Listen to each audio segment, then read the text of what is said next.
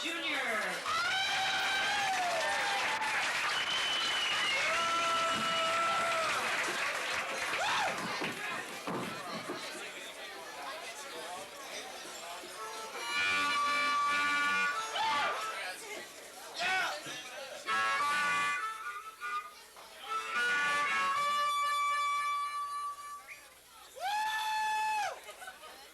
can applaud now. That is a musical portion of my program. I'm kind of blue today. I feel real blue. It was Christmas a couple of days ago. I feel blue about that because Santa Claus got mugged a couple of blocks from my house. I didn't get too much. I got a couple of tips for, next year if you find anything for kids. I like kids' toys. I bought kids' toys this year. And I noticed that I like playing with them, but kids break them up too fast. So I think if you get movable amounts of parts for a toy, they'll last long. So this is one of the last shows I've done in the 80s. I don't know. 80s was great for comedy. You can make money. Seemed to be a comedy show sprouting up on every corner in every bar across the country. Richard Pryor was king, and everybody wanted to tell a joke, and everybody else wanted to listen. It was truly the heyday of comedy, and I was right on the wagon to be big and famous. But not too long after this show, I was shot 7 times. Back in the day, they called it drive-by shootings. And I was a victim. It left me paralyzed from the waist down on the left. And the doctors told me I would never walk again. I wasn't much for doctors. I still believed in myself, but I knew that I had to give up this. The comedy had to go. So I spent the next 10 years on crutches and canes and raising children. A quite fulfilling life. But at one point, I longed to do this again.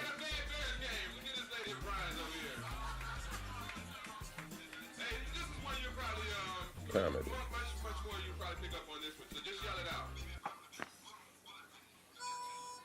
Comedy is the kind of thing that you suffer through. There's no one comic that ever had a great life, and the thing that made his comedy funny was him telling the world how bad his life was, how ugly his wife is, how he can't get respect, how she's not pretty. And I wanted to get back to it. I wanted to be that man. The man who could talk about smoking a joint and getting in the car and driving away, being pursued by the police.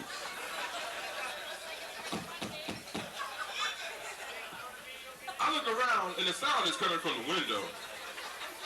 I look outside the window, there's a policeman out there walking alongside my car. I'm impressed. I cracked the window just enough to yell out, "Officer, what's wrong?" He yells back at me, "Get over! You're going too slow!" So I slide over to the passenger side. And buckle up, because I don't want no ticket. He's reaching through that crack window, he's yelling at me, "Brake! Brake!" So I start doing this. He opens the door, I'm spinning on my head up under the dashboard. I don't want no ticket. He snatches me out the car, though, throws me up against the car and says, "I'm giving you the drunken driving test." So the first thing I think to myself, I can pass this test. Because I'm not drunk, I'm high. I said, give it to me, give me the test. He says, take your 2 index fingers and touch them to your nose as quickly as you possibly can. No problem. Damn near beat myself silly. I didn't want no ticket. And here's a tip for you. If you're out there and you're high, they got a new test. They're not advertising this. I'm here to promote it. The officer will go to his car, reach into his squad car, and pull out a brownie and say, do you want this? Oh, man. I chased that sucker for 2 miles. Anybody here, Junior, join us in the show. After more than a decade, I had put in my mind that I was ready to go back and do this. But first, I had to remember the rules. Rule number 1 is where it all happens. Stage. No thrills, no spills. Everything is just what you think it is. But it's for the comics to make it real. You got like 5 seconds. 5 seconds. Come out here, get this microphone, and make this stage your home. If you don't do it in 5 seconds, the audience will notice, and they will tax you, and keep on taxing you, until you bomb so much you can take out a third world country. My job as a comic is to come back in 5 seconds.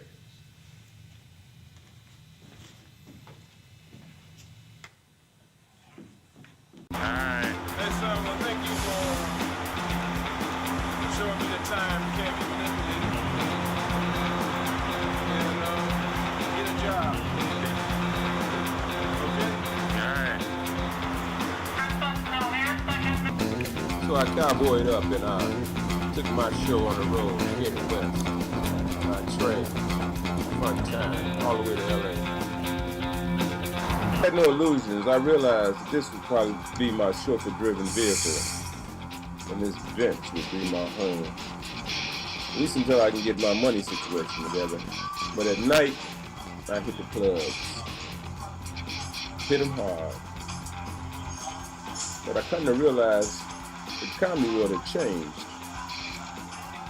The internet had taken out the audiences.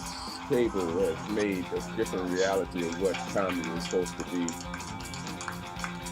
And the crowds were not what I remember.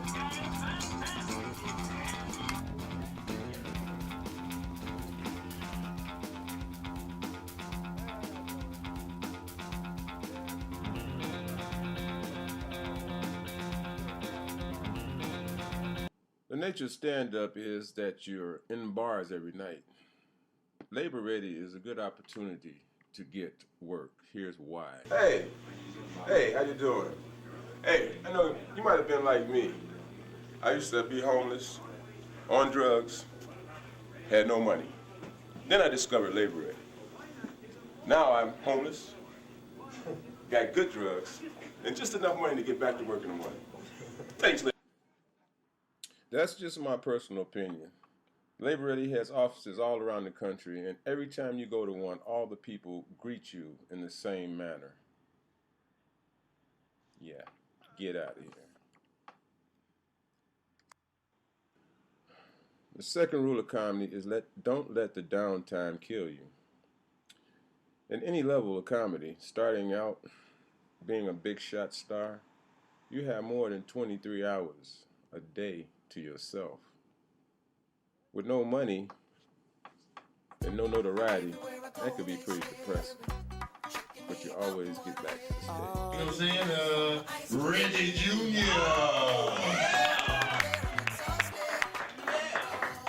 Keep it going for racist, religious, politics, you want to say.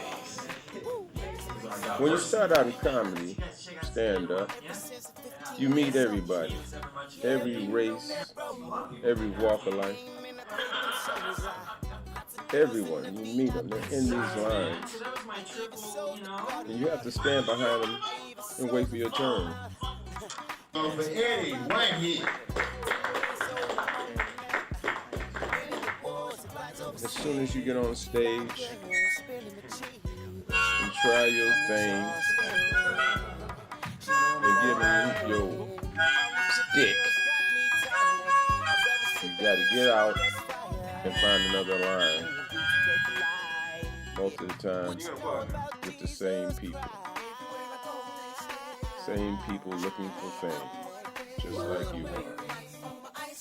At this point, I thought it might be beneficial to talk to somebody with some experience. One of the pros. Yeah, but you're a warrior. This is Bobby Lee from Mad TV, Pineapple Express, and other numerous major presentations for some advice.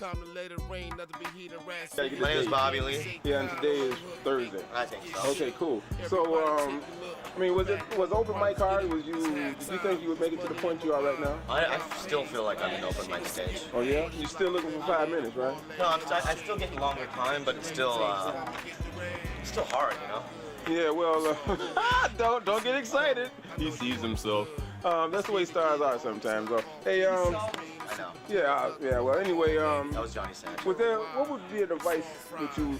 What would be the advice you would give somebody? My advice to people are just to keep doing it if you love doing it. Is there a lot of? I mean, I've seen your father's routine. Did your father support you? Yeah, my dad now does, but he didn't at the beginning. No one really supported me. I mean, people didn't think that I could make a living doing it, but you just keep doing it because it's the only, it's the only option that I had in life. You know, I just needed to do it, so I did it. So it was beneficial, so supportive. Yeah.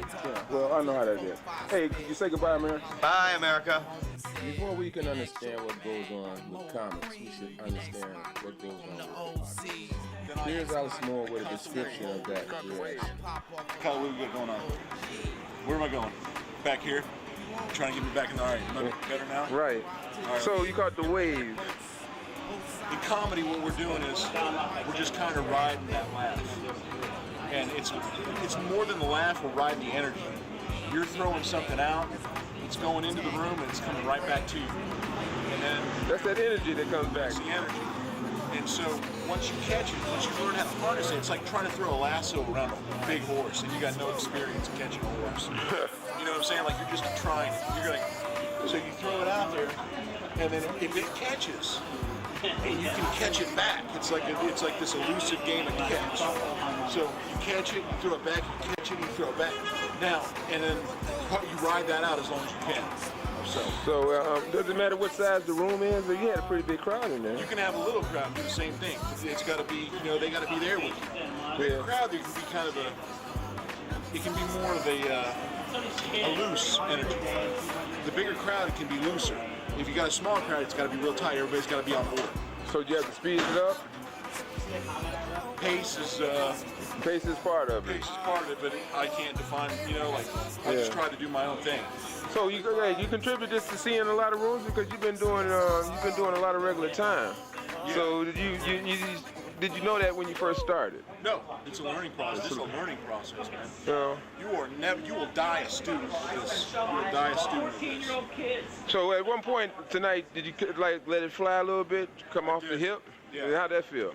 Good. Not written material, just say, hey, and then it's, it went there. Kind of open. Yeah, it feels good when it works. When it does, It worked tonight. Yeah, it worked. So that was a good set, man.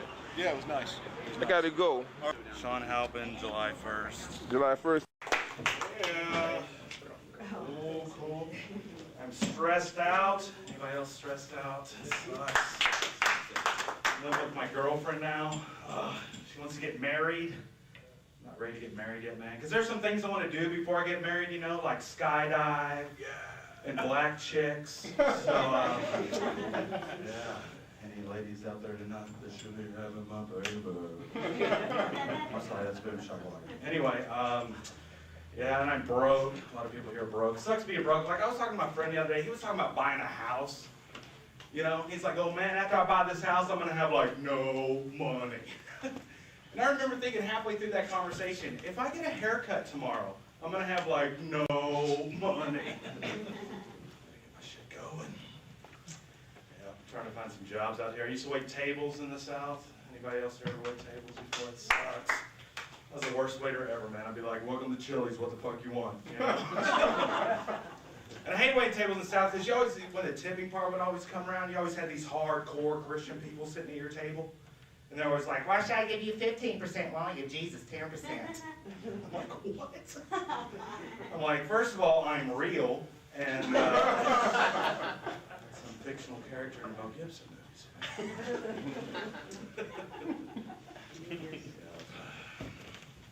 So that sucks being broke out here. Like, you know when gas prices are high, when fat guys like me starting to think, yeah, I could bike to work. You know, I don't even know what a bike. I don't even have a pair of shorts. Yeah, like, I'm broke to where I just want to see a comma in my checking account again. You know, just a comma. Yeah. And then I broke my phone the other day. That sucked. Broke my phone, lost all my numbers, everything. But I'm trying to save up some money to get one of those new Blackberries that helps you email and organize and shit. But I don't have enough money yet, so I just have my black friend Barry follow me around all the time. Like, what are we gonna do today, Blackberry? Like, well, I want to get your hair cut, and you need to call your mom. It's her birthday. That's so helpful. I love Blackberry. He's cool. We hang out. We go to clubs and stuff. Like the other night, I went to this club and we're walking around. And this guy pulled my friend toward him and started whispering in his ear. When they were done, he came back over to him and like, Blackberry, what was that about? He goes, well, that guy was gay, and he was hitting on me, and that's kind of fucked up. I go, no, that's not the fucked up part about it. The fucked up part about it is I actually heard his friend whisper in his ear saying, hey, I'll fuck the fat one. And then on the other side of that shit before. So we're fucking these two guys, right? All right, guys, kick ass. Thanks a lot for listening. You just got finished doing a show in there, right? Yeah. Where you from, man?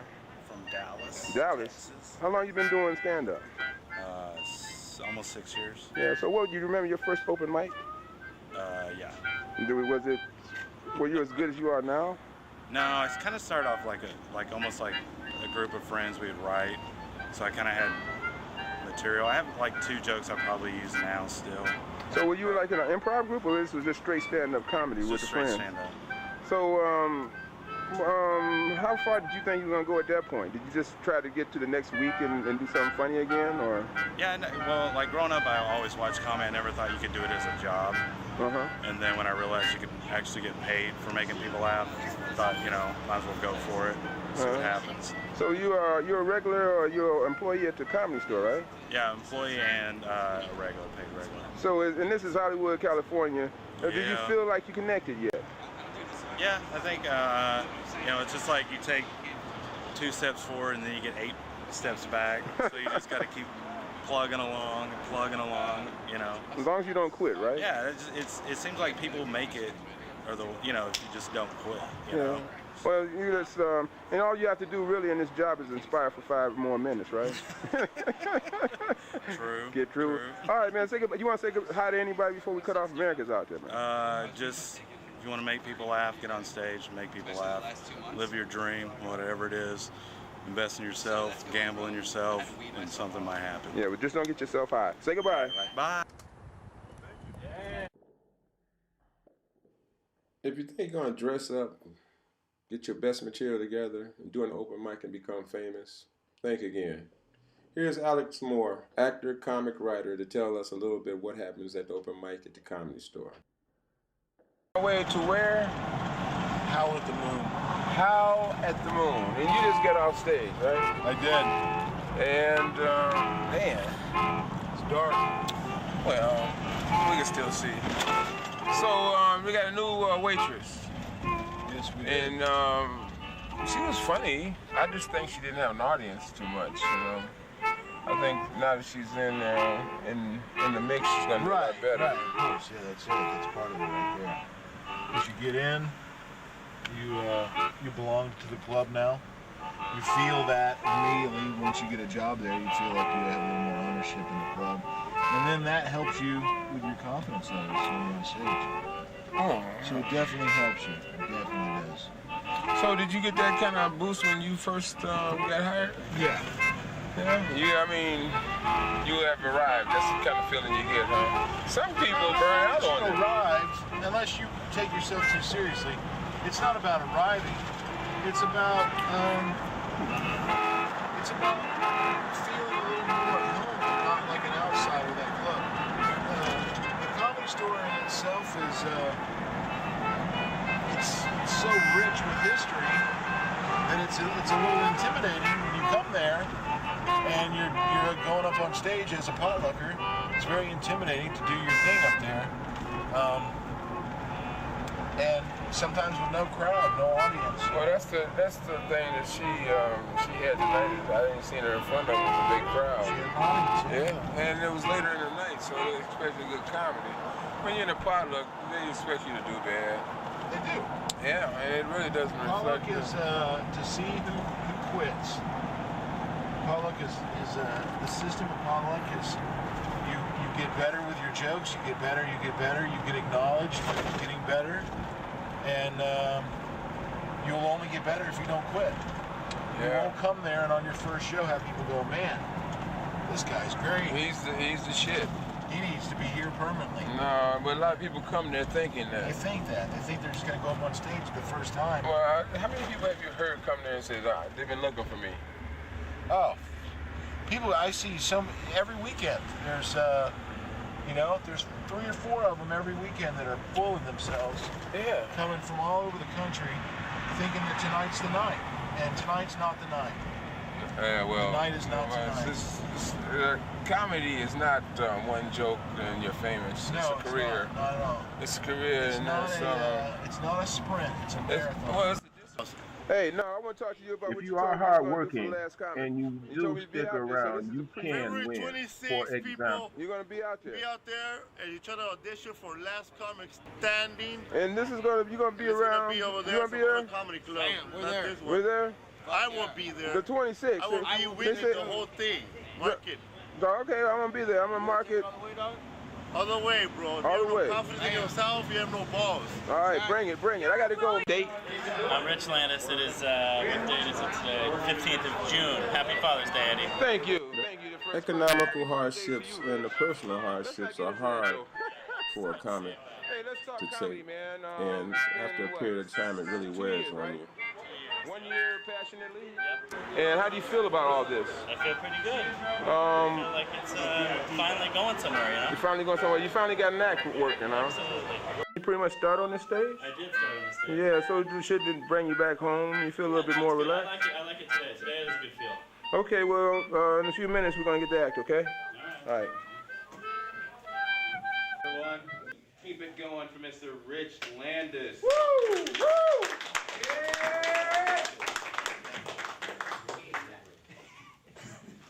I was over at the beach this weekend. Here's something I don't understand. Why are the Mexicans always in the water with all their clothes on? Are they just arriving here, or the boat from Cuba capsized?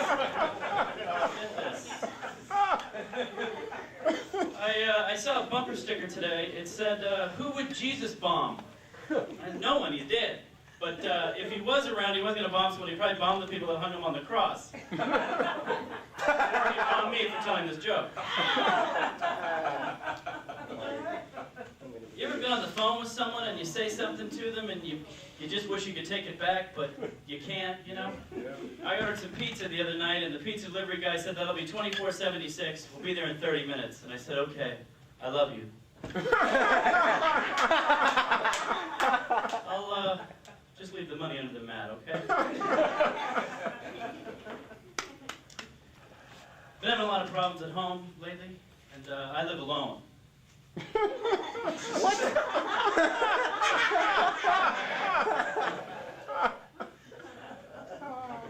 They say if you drunk dial someone, that like you'll really regret it the next day, you know? I say try drunk bidding on eBay. Now there's something you'll really regret. One night I was the winning bidder on a timeshare in the Poconos in July. I don't even know what the Poconos is. I got in a fight with my girlfriend and she said to me, you know, you should try walking in my shoes for one day. That'll be a really long day because she's got a lot of shoes.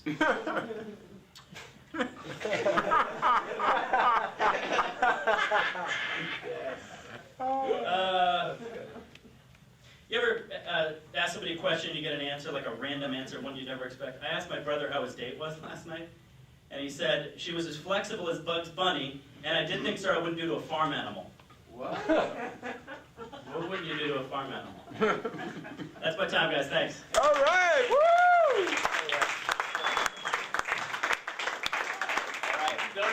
This was the last time that I saw Rich on stage. He quit not too long after this. And all I got to say is, bye, Rich. Stand-up comedy isn't about the people who dropped out. It's about the people who stay in. The people who keep trying and change their goals as they go along. What do you guys want to talk about? Throw me a subject. This man's been in for a while. Let's see what he has to say about comedy. How you doing, baby? I'm doing pretty good. What's your name? Ed Greer. Ed Greer. Now, how long you been doing this? I've been doing stand-up comedy almost 2 years. And where we at? We're at the Sunset Grill. Grill? You did the show just now? I got off an open mic just now. Okay, so how do you do this? How you work to be a professional and top of your game? Is this open mic? This is the way you run it, and then? Nah, dude, for real, what it is to me is getting to where you're present. You know what I'm saying? Where you are always there, whether it's going good or whether it's going bad. If you are really there with the people and you're really talking to them, even when you're doing one of your bits that you did forever, it got to be that it just came to you at that point. I don't do set lists anymore. I don't really write material anymore. I'm just trying to get my opinion down so it's sharp and I can say it real quick and people might laugh at it. That's it. So what do you want out of this? You know what? I really do want to write big. I must say, I would be writing like what? Like what? Like a writing big, like a comedy show, or being on staff or some shit like that. I would like to do that because I make enough money to fucking go where I want to doing stand-up. I'll never stop doing stand-up, but I would like to make some fucking writing money. All right, I need a time date. What's the date? The date is August 31st. Okay, well, I'm glad to meet you, man. I want to tell you this is... My name is Dustin Torrey. It's the young that have the most trouble. How long you been coming up here to the comedy store? I've been in LA 3 years. Comedy store, consecutive 2 years. Not the ones with 2 or 3 years in, but the ones with 2 or 3 months. That's your name. What's your full name? Matt Edgar. Matt Edgar. And what do you do? It's the joy, the giddiness in the young talent's face. When they're 21 years old, they ain't got nothing but a future in front of them, and they're liking it. It seems like it's just some kind of drug, and it is. And they're enjoying it the most out of everyone there. I mean, what's your, you got a time period that you want to make things happen, or you just, time period? Yeah. I mean,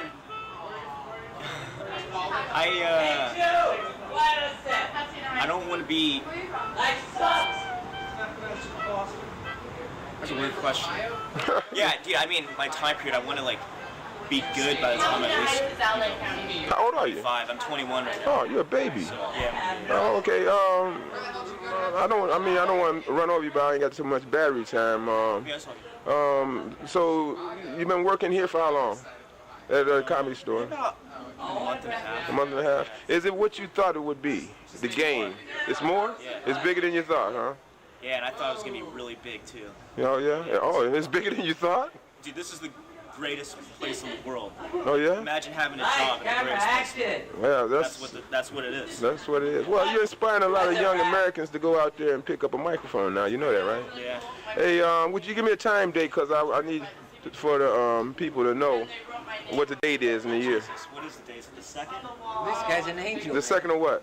I think it's, September 2nd, 2006. Okay, well, thank you. 2007, my bad. 2007. Okay, say goodbye to America, man. Well, one thing is true. Sometimes it seems like there's more fun than the law allows at the comedy store. This just happened to be one of those nights. Let's see what happens.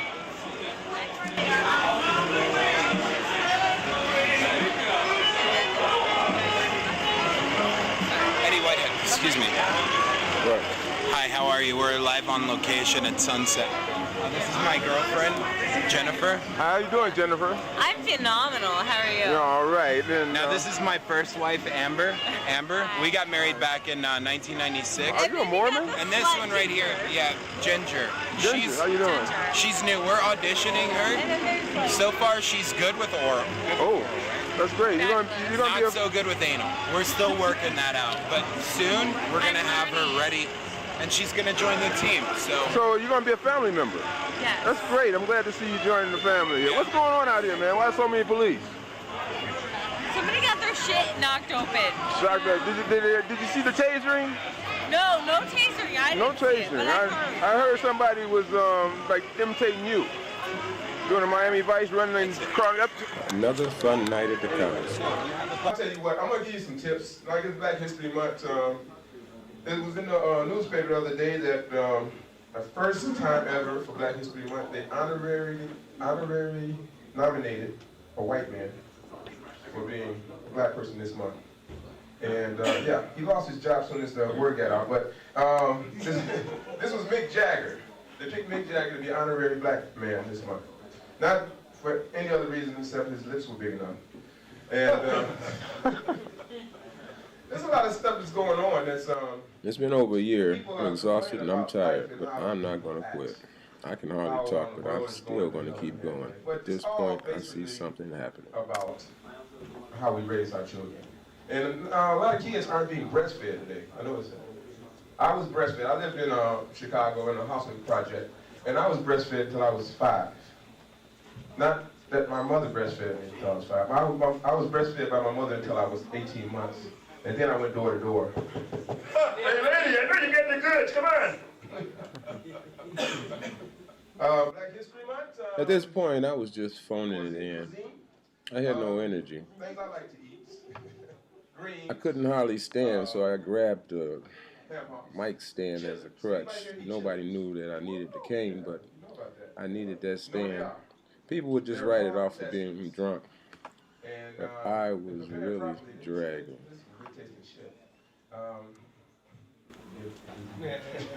Thank you. You'll be laughing about that one later. I was thinking about pets. People have pets. I'm not that crazy about dogs. Anybody here? Dog lover? Yeah. You scared of dogs?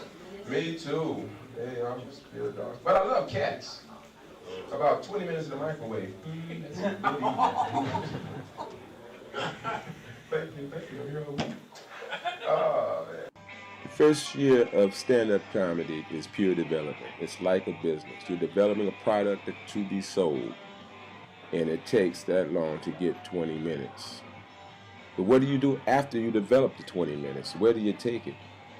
I found a guy who wanted to tell me the whole story. His name is Jason James, and he gives you the attitude where to go with this comedy thing.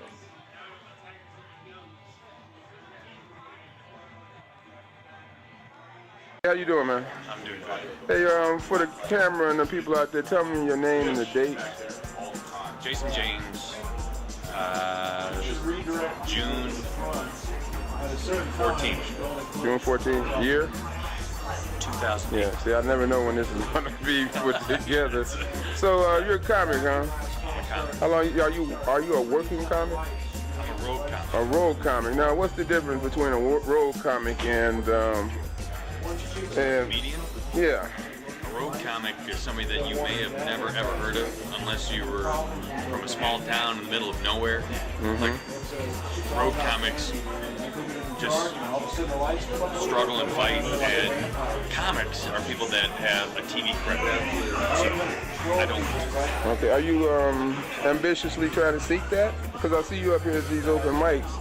Is this for your practice, or are you trying to be a comic? Are you trying to come off the road? I'm not trying to do anything. I guess is the difference. I don't care if it evolves into fame or comedian or stays road comic. I'm more than happy with being a road comic. Oh, okay. National headliner, ladies and gentlemen, give it up for Jason James.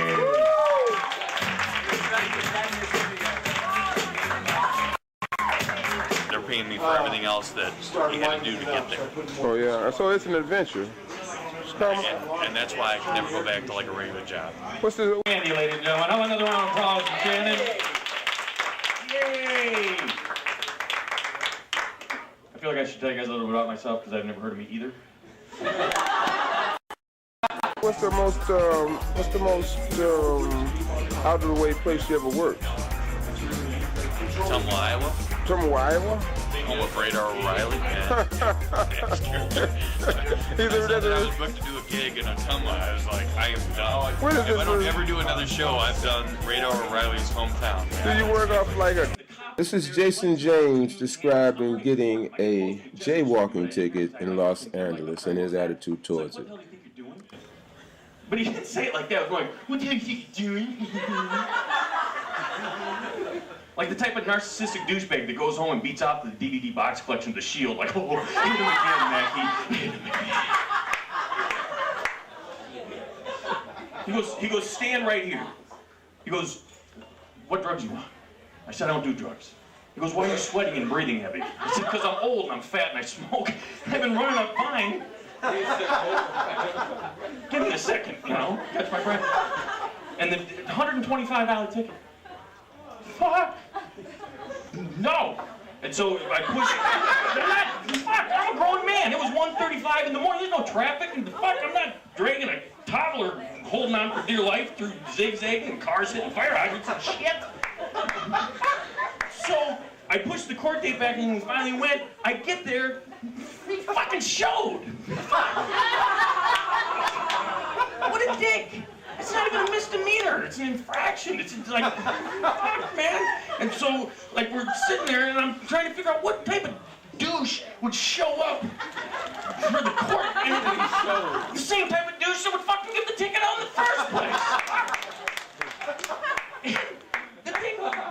The thing that sucked about it, and the reason it became an issue is because when I'm sitting there, he's like, why are you running? So I'm trying to catch the bus. He had the balls to say, why? Well, Columbo. I'm obviously independently wealthy, and I could have my chauffeur Cornelius skill me about town. But me being the environmentalist that I am, I choose to ride the LA public transportation system in an effort to reduce the size of my carbon footprint, you fucking twit.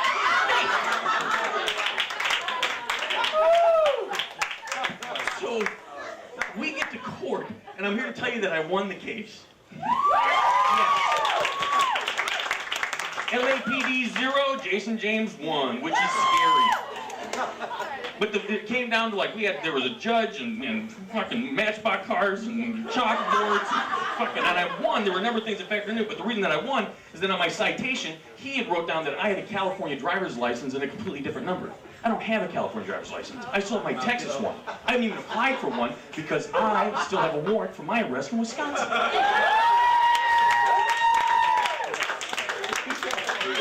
Checkmate, motherfucker. You guys are a lot of fun. Thank you guys very much for that.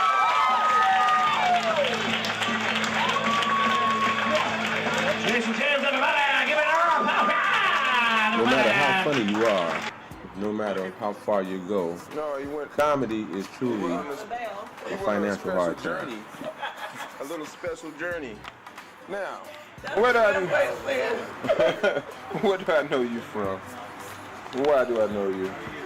World famous comedy store. World famous comedy store. Where we at right now? We're at the world famous Labor Ready. Take 2.5. That is. So, how long you been back? You've been on the road for... I did 60 days, 46 shows in 60 days.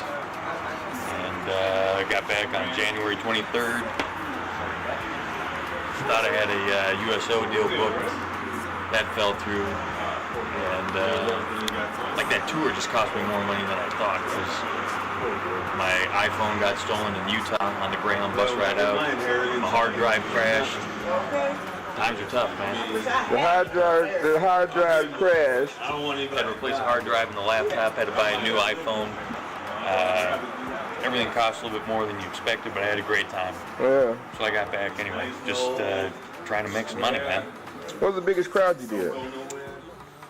The biggest individual show was about 450. I did 6 shows New Year's Eve. 6 shows one night. 6 shows? In total, there were 3 rooms at the American. They got Courtney's Comedy Club, so they had the Comedy Club and then 2 ballrooms set up, and in total there was almost 2,000 people that came out for New Year's Eve. It was a great night. And they treat you like a star. Everything was covered, yeah. And now you're back at labor. I'm back at labor ready, trying to get an $8 an hour gig, just to get. I'm not even worried about getting caught up. I'm just trying to tread water. I mean, I've probably sent out 25, 30 resumes since I've been back, interviewing for stuff. I interviewed at a kennel here in town, here in Culver City. $9 or $10 an hour job. They interviewed 68 people. That's not how many people applied. 68 people interviewed for it. Whoa. For one job? For one front desk position. No, at least you didn't have to work or walk the dogs or anything. I'm still trying to get a spot in the back working with the dogs, you know. I'll take anything I can get, man. It beats labor ready. It beats labor ready, yeah, well. You gotta do what you gotta do. Yeah, well, they gotta tag a life together. And comedy is only like an hour a night. So, but, you know, you've been around the world. You've been to Russia and 36 different countries. 36 different countries. And now, this is before you performed, or have you performed in more than one country? I've performed in the UK and I've performed in Canada. Yeah. How you like UK? The crowds were a lot more interactive. They heckled the comics much more than here. Oh yeah? There aren't any headliners. They just do like 3 feature acts. The compere gets paid the most, the host. Oh, the host gets paid. The host gets paid the most. Because, like, on a Friday, Saturday night in London, there's 80 paying rooms. Oh, man. You can make, 150 pounds, 300 US a show, 900 a night, 1,800 a weekend. They still use pounds in UK? I thought they went to euros. When I was there, it was pounds, I'm sure. You can use euros, but I don't think they've gotten rid of sterling entirely. You got anything planned for the next few weeks here? Any shows? I'd like to buy groceries and do and put a shout out to Mom. Bus pass, and yeah, those are my plans. Hey! Here's Darcy Johnson, a comic from Canada. She wasn't really trying to be a comedian. She just thought it would be nice to try. So she came up with jokes, not stories, but jokes. And here she is telling one of her jokes to you. Take it away, Darcy. Okay. Hi there. I'm not saying my father's a farmer, but last year when he got a MySpace page, he took it to the outhouse and used it to wipe his ass. The next time we went to take a crap, 10,000 friends showed up. Yeah, how did you live, man, when you first got here? You know, what was your housing situation? Was it I'm on the couch. I'm still on the couch. You still on the couch? How long have you been on the couch? I go in and out of town, so...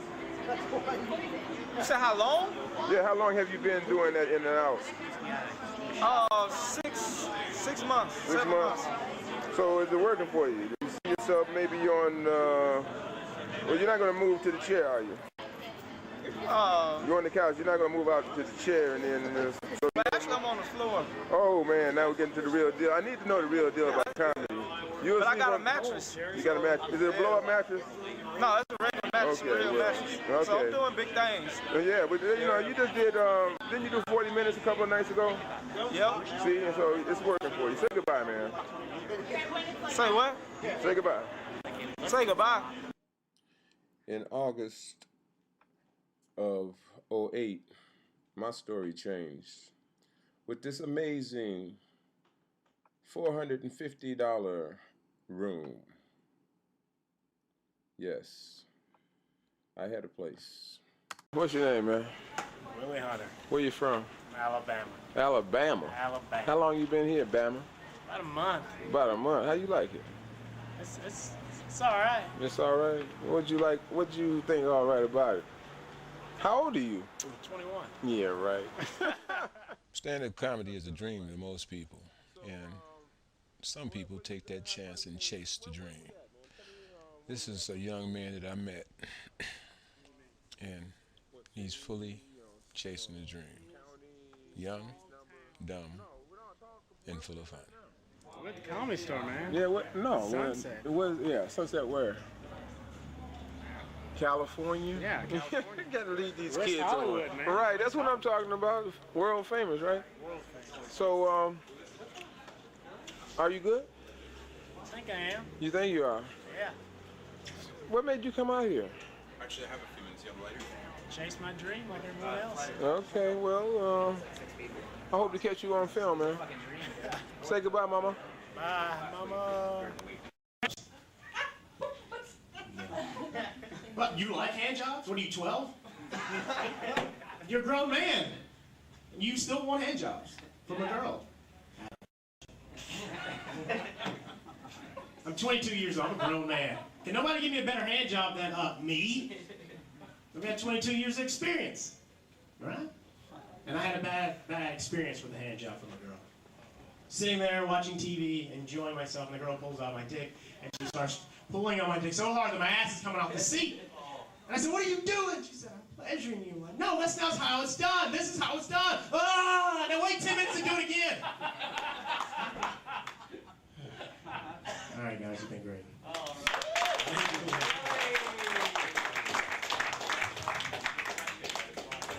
Willie Hunter, one more time. Yeah. So, what's the date? Today is the 8th of October. 8th October, what year? 2008. When the last time I talked to you? Wow, man. I'd say probably June. June. How you been living? Good, man. I've been hitting comedy hard. Yeah, well, you got to tell me about your housing situation. What you doing? I'm staying in a hotel still. I've been living with a couple of comics, too. Oh, yeah? So you just... all over the place. Just that close to homeless, huh? Yep. Yeah, well, I see you got the Labor Ready shirt on. Yep. So you been doing that? I did that in June. It's a free T-shirt. Oh, yeah? You just did it once? I did it for a while when I first moved out here in May. That's what I did. Okay, so you know what that's about. Yeah. So I seen your set, man. You stepping up. What, you got an hour now? I got a long. I bet you do. It's good stuff. All right, man. Say goodbye. You need a care package from somebody or something? You want, just in case of emergency, you want to leave a number or something? No, I'm just joking. It's an SOS to my parents.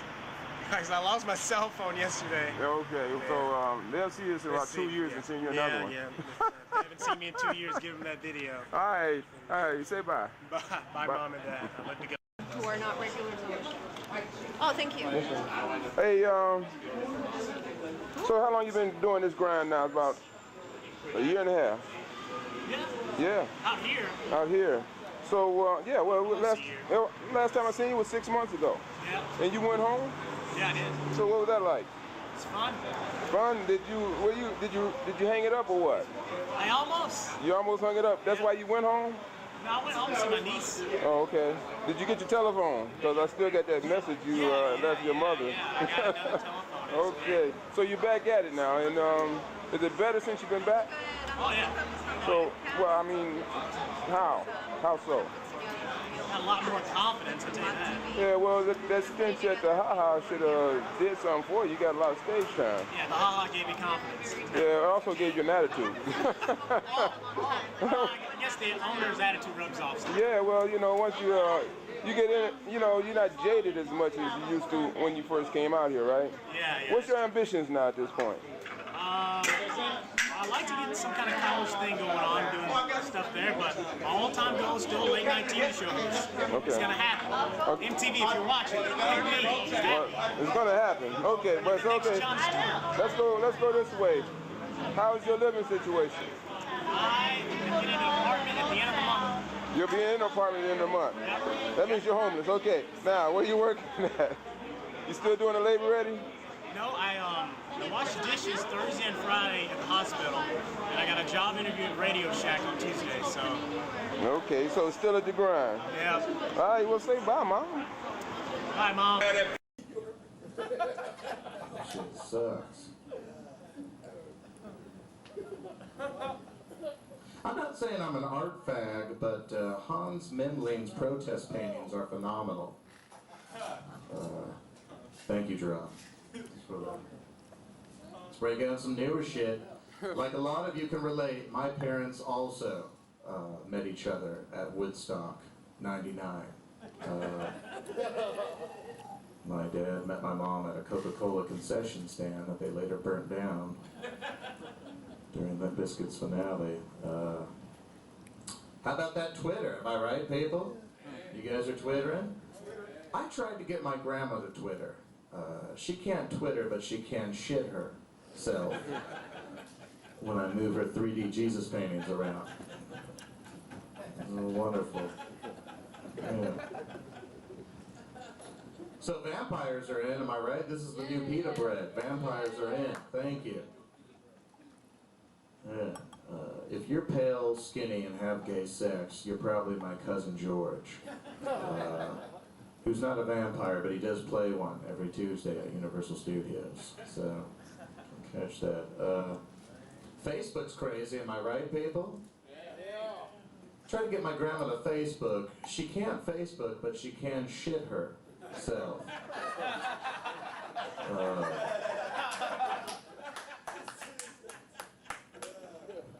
Thank you, guys. Give it up for Alex. Come on. Sexiest man. Our generation's Zodiac. Give it. Thank you. Angela Bowers. Thanks, Angela. Having a pillow to lay my head on did help my act a little. But the thing that I didn't have in my act anymore was youth. I could appreciate what being 21 is by looking at these 21-year-olds and realizing I have no way, no chance of getting back there. All I could do is function at this level the best that I possibly can. And I thought I was doing a good job.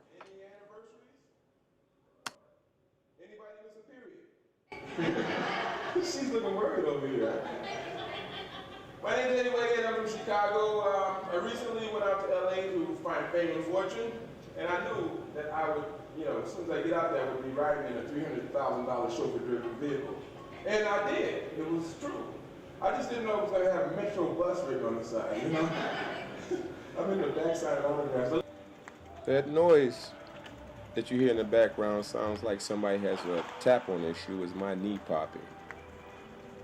Coming from Labor Ready, listening to the music, knowing I got a bed to go home to, and I'm out here headed to an open mic. I'm not gonna quit. I'm in the same boat I was when I got here, except for one thing. I know people now. I have friends, and we have a fun time. Watch, they will greet me. I know what I want. Hey, there you go, Phil. Hi. Hi.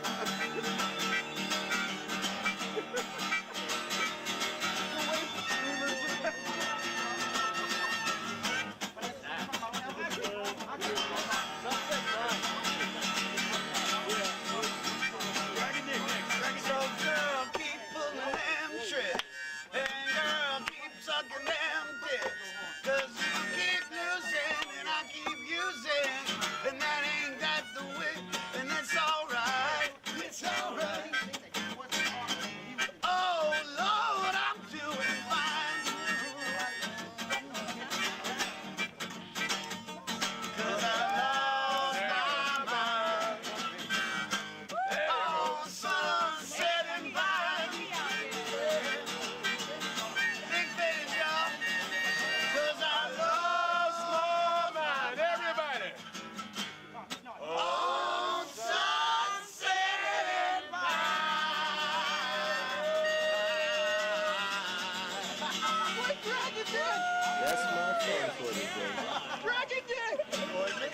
See you later. Joshua Adam Myers. Today's date is 6/22/08. It's where we at? 15. Where we at? At the world famous comedy store. That comedy store. You a comic? I'm a comic. Tell me about your new thing. Hollywood. Sunset Vine. Great song. Premiere it here first. Right here. So, yeah, no, this is the workout room, right? Yes, sir. That's what it is. And your name? I go by the name of Real Battle. Now, your name is? I'm Jimmy Pitt. Where you from? Andres Favela. All these comics are good, but it's nice to see a 21-year-old come on the scene and be funny. Tony Hinchcliffe. Hinchcliffe, and I call you? Tony.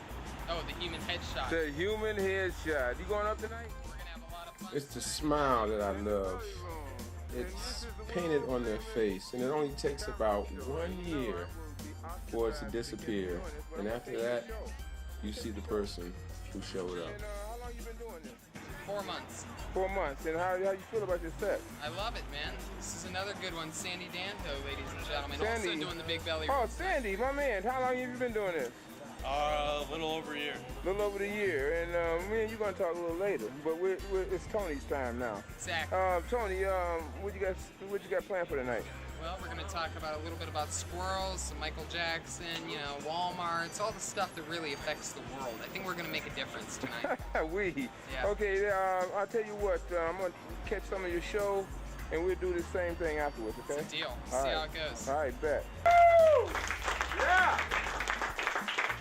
Chill out, ladies and gentlemen. Keep your hands clapping, people. Yeah. Woo! Chill out. High energy. Things are going great. Life's a beautiful thing, you know? Really. Every day. It's wonderful out here. The weather's amazing out here, guys. That's really cool. Yeah, give it up for that. That's great. Seriously. Amazing, not awesome. See this? See what I deal with, Rita? Yeah, we want. Okay. I'm from Ohio. The weather's just miserable. Rains a lot. It's always cloudy. Shut the hell up, dude. Shut up. Baby, shut up. Just shut up. People don't do that in real life. There's never a dude. Transsexual. Real shows that never happens. I'm just happy you didn't say awesome. The weather's terrible in Ohio. And I didn't know that for the first 22 years of my life, you know, how different and how amazing it is out here. But I realized it was sort of like I was living with a toothache for the first 22 years of my life, and I didn't know it, you know?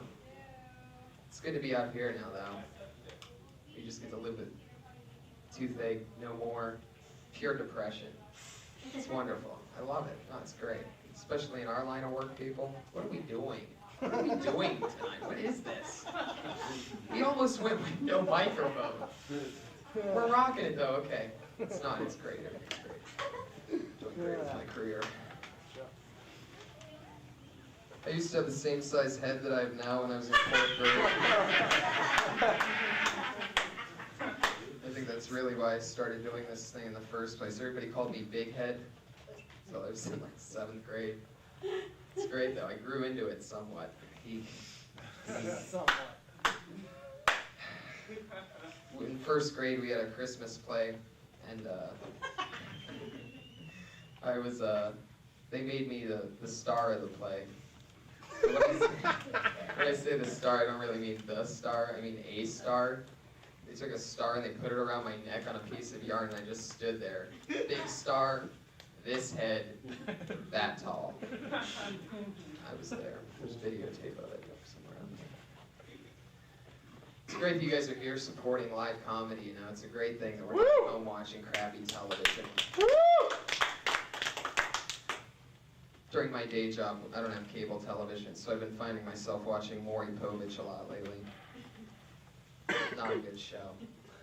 Entertaining, but Maury just tells people who the dad is and who the dad isn't. Every show now.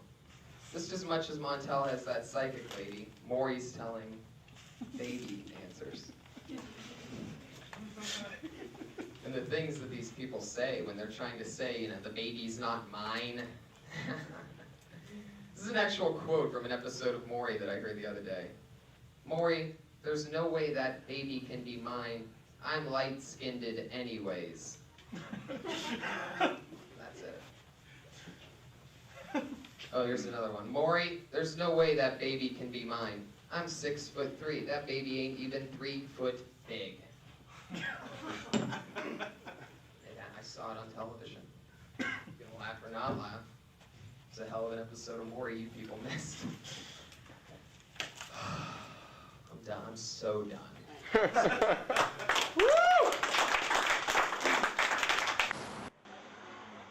As big as LA is, it's very surprising that you run into people that you meet in other spots. I met this man at Labor Ready one morning. He told me he wanted to do comedy. So I told him to come up here. Hey, what's your name? Where you from, man? Wait, no, I didn't ask you that shit. What, man? Where you from, man? You know what the fuck I'm from. You know, they don't. Detroit, baby. Detroit, baby. So what's You can't say shit. what's your I'm gonna use that in my act. what is your handle, man? I mean, what do you do here? In this comedy place. I entertain motherfucker, man. That's what you told me. You said my job is to make motherfuckers laugh, right? Yep. I done shade all my shit off. Yeah. Until he makes it big, he will be an inspirational speaker at Catholic middle schools around the country. On. Say goodbye, man. I ain't got too much. Okay, you got to give me your name and the dates. I'm Tony Hinchcliffe, and this is May the 15th. June 16th. Oh, June 16th. Is that your publicist? 2008. It's Alex Moore, my Alex Moore. Okay. After a year, you can see the smile is gone from the face and the determination is there. It's clarity. He realized he has talent and he wants to work it. And now what do you do? Well, now it's been it's been about a year and a month now that I've been doing this. About 5 or 6 months into my open micing tenure, I accidentally got a job here. Accidentally? It wasn't off a skill? I mean, some people call you the human headshot. I haven't done that, but you do have skills.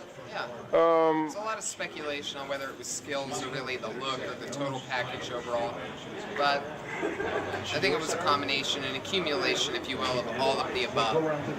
Like I told you on the front patio a year ago, I mean, some things just don't go unnoticed. And vast sums of talent and charisma are one of those things. So. Are you a fan, miss? No. Okay. Anyway,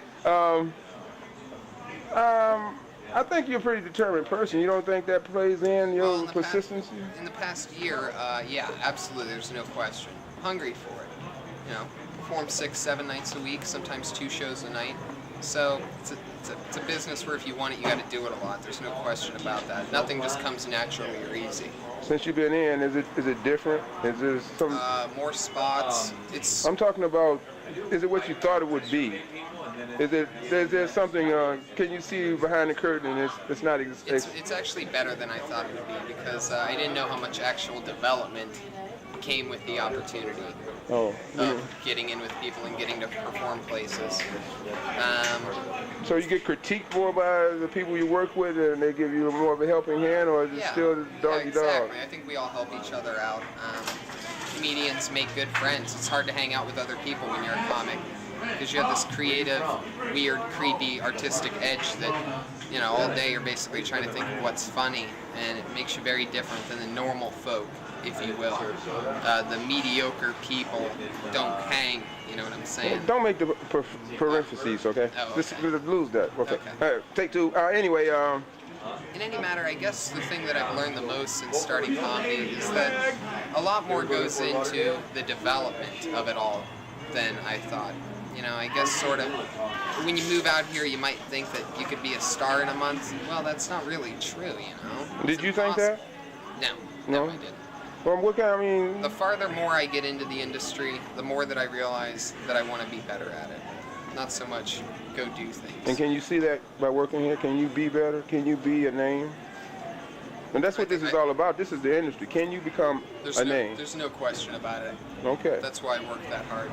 Well, you impressed me after a year, and hopefully we can And do. myself, I'm very pleased with how things have gone. Well, that's cool. Say goodbye, America.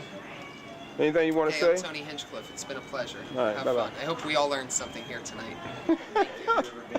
Every name around this building is a comic who made it, who worked here, who achieved. David Letterman, Richard Pryor, and one day, Tony. Tony. Oh. How you doing?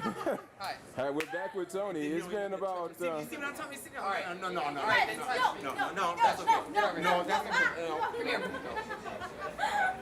Tony, now we caught you when you first showed up, what, 2.5 years ago? And we've been doing these little clips. Now you can develop friends. You can have the pillows and all that shit. This is what it's come to. I told you $10. No. But then that's one. I'll Two. show you my deck right now. No. Because Tony is gay. Eddie, what do you No, think about Tony's this not jacket? gay. It's amazing, right? It is, but it looks like pleather. It looks like not. It's not pleather, it's real leather? It's real leather. It's Wait. Did you get that from Boom for $2? You don't want to spend no money. Oh man, do I like the jacket? You don't want to spend no motherfucking money. Hey, Tony, that's you. The jacket's you. Okay, then give me The jacket is you. Wait, what are we gonna get? all of that. All except for the paint. All of that. All of it? Yes. You get the baby stroller for the future. Yes. The paint for the bedroom. Wait, don't get it yet. Let's get everything first. But don't fuck with the paint, 'cause that's Dean shit. Okay, boom. You get two. Well, hey, say bye to America, Tony. He's really busy now. This is huge. I mean, this is a huge Okay, deal. good. I think this is a great deal. This is a $200 jacket, man. Yeah, as wait. long as you don't get caught wearing it around a person that really owned it. Hey, Tony, are you doing good? Yeah, I'm doing great. Feeling Okay. great, Eddie. It's always a pleasure. And what's the date? You got to give me the date. It is Sunday, August the 23rd of And this- 2009. Yeah, and you working, and your name is? Tony Hinchcliffe. Yeah, say goodbye, America. Goodbye, America.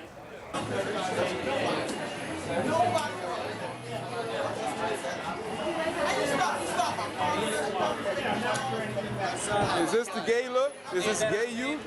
Is this gay you? Is that gay you? We done followed Tony for a long way, the human headshot, and now we done seen how he gets his way through Hollywood. Look at that headband. You got anything you want to say to the American public? Okay, we're gone. Other than I can prove that I'm actually straight. Okay, Random girl. Hey, you got to fondle a little bit. Got to fondle if you're really straight, man. Business is going on here.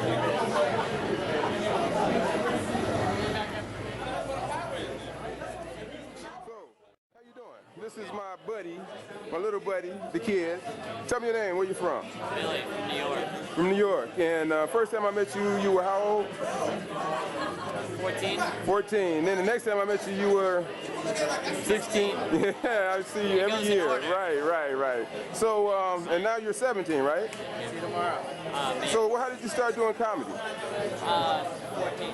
14. This is one of the youngest comics in the world, and he's one of the funniest men I've ever known. Hey, you got anything special that you want to do? Come on over here. Do you have anything special that you would like to do in the next couple of years in comedy?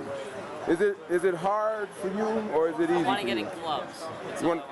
You want to get what? I want to get in clubs. Oh, you can't go into clubs right now, right? No. I want to be passed. I want to do some spots. Oh, okay. So what clubs do you want to do? Anywhere? Anywhere? So you got a girlfriend? No. No. Oh my God. Wait a minute. Get back here. Just one last thing. Are you happy?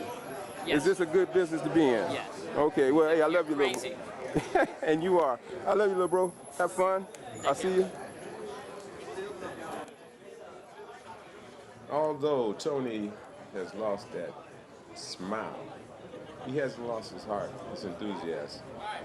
And he's happy. He's got a girlfriend. Well, he'll enjoy it tonight. And tomorrow he'll be over it because he will probably have to write another joke. That's the way this game works. We're in it to win it. Every comic reaches a point in stand-up where it seems to be so repetitive that it makes you go crazy. They call this burnout. Burnout happens when you just get into a rut, a circle, it seems like, of stages and same people and same lines and same bills and no answers. And you have to take a time out. It is very important when you hit that wall, that burnout wall, that you take a break. For the simple reason, there's always somebody else coming up behind you who wants that microphone. And if you're burnt out and he's fresh, he's going to get noticed and you're not. You're in line here. And it's a constant line. And there's always somebody else right after you leave the microphone reaching for the microphone. It's an endless circle. So, I alleviate that problem by jumping on a train and then taking a plane. 2 weeks later,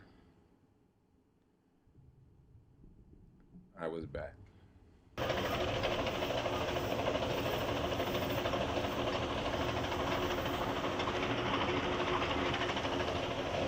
Train ride was great. Seeing America was like America. The plane ride was better. Got to go to Paris in Europe. Still had my mind on jokes. Even at this point, I was trying to figure out how to make a punchline out of boil your water before you drink it. Vaporize your food before you eat it. Hey, boil your friends before you eat them. Punchline didn't work. Paris did. So. Date today? No, yesterday. You lost. You missed your turn. Today's 14th. The 14th? Hey, yo, I'm getting that. I'm gonna get to you last. I'm getting to you It's last. 2008, baby. Sunset Boulevard, Bo Rat, the whole Fresh Coat Squad doing it big. House of Blues with my boy Eddie Whitehead Jr. What? Hey, Mickey, introduce yourself. Yeah, how do you do? I'm Mickey. I'm in the comedy store right now. Where you from? Byron Bowles, ATL. Your name? My name is Austin James Horton I. Yeah, and where you from? I was born in New Orleans, Louisiana. Oh, so you're not a Jew? I'm not a Jew. Not a Jew. Well, what do you do for? Name? Roscoe. John Sheezer. I got back and I was fresh. I met old friends and some new ones, but I was fresh on stage. So how'd your set go, Eddie? I worked. Yeah. It was good. What do you think? Was it all right? It was a good set, yeah. Good set? Yeah, you see I came from someplace you didn't hear me come from? Definitely. Yeah, so I liked it. Well, I mean, did you go up there with the set list, or did you go up there just kind of winging it, basically? Set list. Well, I mean, with a preconceived notion of what you're going to do before you went there. Exactly. I wanted to hit base with being in the same age group as them. Yeah. And then, I wanted to take it back down to a point where, we don't want to hear about, downtown and Skid Row. And then I wanted to make them laugh. And then take them there to the house and talk about the fight, and it worked. And then I wanted to loop back around and talk to them about the beginning with my doctor and how she took me to Paris. So it was a circle I was trying to do. Did you get that feeling? So, yeah, I mean, it's some of the material you talked about being, talking about getting, being addicted to crack and things like that. It's kind of like, could be construed as dark material. Yeah, well, it's life. That's what life is now, and the dude life is dark. It's hard. People don't want to hear it, but when they laugh after you do your thing, you hit them and you made them think about something they didn't want to think about. Yeah. Although it was in a good way, So, there's people out here with problems, and if they have a problem, they can overcome it. So, let's talk about the problems. All my problems are behind me. Yeah. Did they feel a little bit taken back by the topic matter, or do you think that they were understanding of it ahead of time? But I needed to have a long setup. So what I did was I made sure my setup was crystal clear to the punchline so that I had everybody laugh. So I knew everybody in the room would still be with me, and then I can go to the next thing. And then after that, I just kind of talked about the line that I wanted to put halfway between totally fucked up and in jail. And they cracked up again, because they were there then. So the other thing was a gang fight. I didn't make a transition fast enough, you know, and clear enough. So when the old lady ran out and hit the guy, everybody laughed, but I got a lot of it. And here is my ex-protege. He's my ex-protege because your armpit smells, Eddie. Oh, thank you, thank you. Anyway, he used to be a friend. I got to go. Thanks, man. When Michael Jackson died, it was the first time I really felt like I was doing my act. I felt young again, and it showed. That's right, bro. Hey, give it up for bartender Lisa. Sir, give her a tip. And give her a big tip because she's supposed to be having my baby. Okay. We'll have to work on that later. How y'all doing? Let me put this down. I've got some customers over here. Are you comics? I'd like to find out what's going on in my audience. You got a birthday over there? No? No. Anniversary? No. No? Did anybody miss a period? He's raising his hand over there. Maybe a sex change. I don't know. I'm not the kind of comic, a black comic, that comes out on stage and whips his stuff out. Okay? No, I don't do that. Ever since that Cleveland thing. Ain't that right, Josh? No, in Cleveland I was up and I decided to pull it out and I had an audience in here and I whipped it out and took out 3 people in the first row. Broke one jaw. Oh. I didn't know. I'm not that kind of comic. I'm a kind of guy that, you know, I play. And Josh talked about earlier going out with crazy women, you know. I only get 15, unlike you probably had this problem. I get 15 minutes of conversation and the woman goes crazy and tells me to get the fuck out. You ever had that?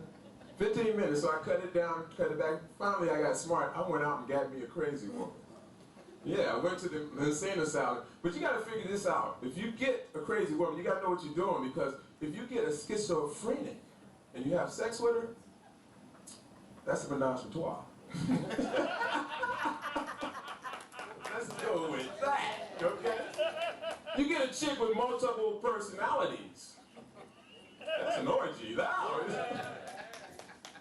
Be naked for days until you get to Fred. Okay, let's do it. Oh, man. I'm the kind of comic that I work hard. I play music. I don't play this thing on stage though, because comics get bad.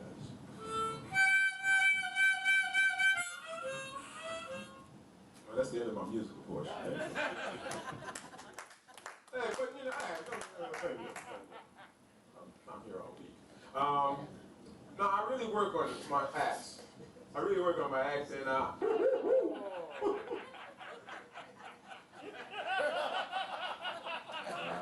Michael died from drugs. Michael died alone in the bed, which is good because he probably would have had some kids in there with another lawsuit. I wanted to be like Michael. As a comic, I wanted to have that kind of life, you know. I wanted to have a box of spare noses and some white kids. And it didn't happen for me. Thank you. You got that. Only black people and other people know that black men would like to have white kids, yes. A lot of people dying. Ted Kennedy was like, you know, it brought a lot back to me in the circle that we're in. I'm OG, you OG. And we just seen a lot of things, you know. Black president, you know, we live to see it. I got one thing that Michael Jackson doesn't have. He has the monkey and drugs, but I'm alive. He's dead. Okay, I win, Michael.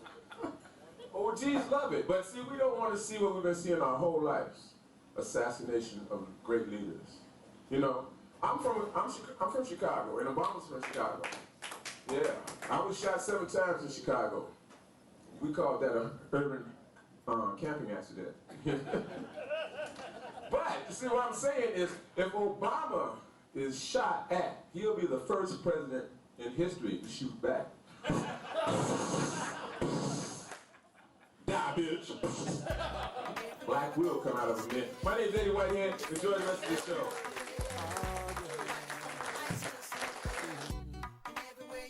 I left LA, got me a haircut and a real job. Doing comedy on stage. Started working all over. It was great. But after 2 years, I decided I should come back and see what is going on with the people I started with 8 years ago.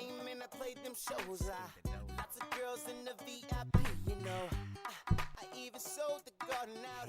Yeah, I even sold the farm out. What you know about that? 18 years old, I'm on the map. Winning the wars and fights overseas. Fly girl, spinning my cheese. I'm exhausted. And the date? Willie Hunter. I think it's June 14th. June 14th? Yeah, it is. You got it. You nailed that one, Willie. So, how many years has it been now? Wow, we're about 7 years in deep. 7 years in deep, Yeah. and we seen you over the years. You was working Labor Ready, working Ha Ha, and you're still at this comedy store, I presume. I'm past him. We're paid regular there. You're paid regular. Your name's on the wall? Name's on the wall. Get out of here. Name's on a marquee whenever I host there. I'm a regular host. I've been doing that for 40 years. So what kind of stuff are you doing now? Anything other than comedy? I'm writing. I was very Who you write last for? year. I wrote for Dion Co's Black Box on TBS. Got canceled after 6 episodes, but I was happy. Yeah. And I sold a pilot to NBC. Oh, you sold the pilot? Yeah, we sold the Okay, who was involved with this? Gerard Carmichael, very funny man who's killing it right now. Another young comic named Ari Kacher. Us three trying to take the world by storm. Okay, cool. You're NBC. Man, this is a long way out, man. I know, man. So how you living? Great. I can't complain. Last year, first time ever, I got to afford my own place. But you're still doing these mics, right?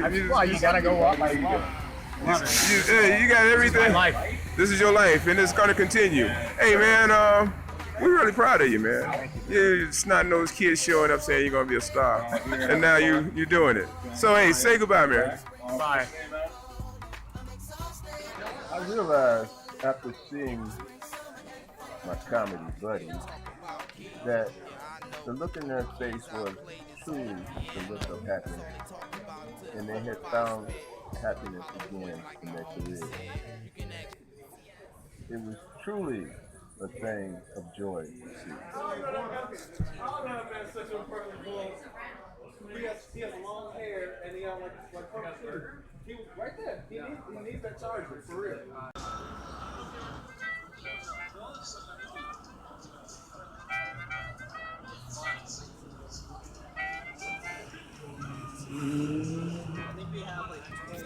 Hey, Tony. What's up? How you doing, man? Good. What are we talking about? We're gonna talk about what's been going on. First, give me your name and the date, as like we always do. I'm Tony Hinchcliffe, and it is, what is it? It's June 2014. 2014. It's been like almost, what was it, 7 years? Yeah, it's been 7 years and 1 month. Okay, now, where you at? What you doing? I'm doing stand-up comedy all the time, and here at the Comedy Store still, running my weekly podcast, and we just had a fitting for a game show that I'm hosting, and I've been writing for the Comedy Central Roast, and I wrote for a show on Comedy Central called The Burn. You're still the human headshot to me. Oh, yeah. I just turned 30. Oh, man, When you congratulations. first met me, I was 22. Same place. You met me here. Yeah, well, we got all that in front. What we need now is you got your name on the wall, right? Uh-huh. You have been passed. Yep. And when did that happen? That happened about 3 years ago, 2011. Yeah, Oh. 2011. And what did that work for you? It's working great, man. I headline now all around the country, and I open and feature for some of my favorite comedians in the world. And I'm really, really lucky, and I work my butt off. So it worked out, Eddie. I remember you interviewing me when I was like a baby. Hey, man, I remember you being a baby.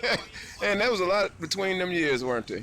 Yeah. And we're here, and you made it. And Having fun. I'm very proud of you. Since we do have the same birthday, happy belated birthday. Thank you, and to you as well. Okay, hey, man, I would ask you what's the future holds, but that's the next episode. That's right. Okay, say goodbye, America.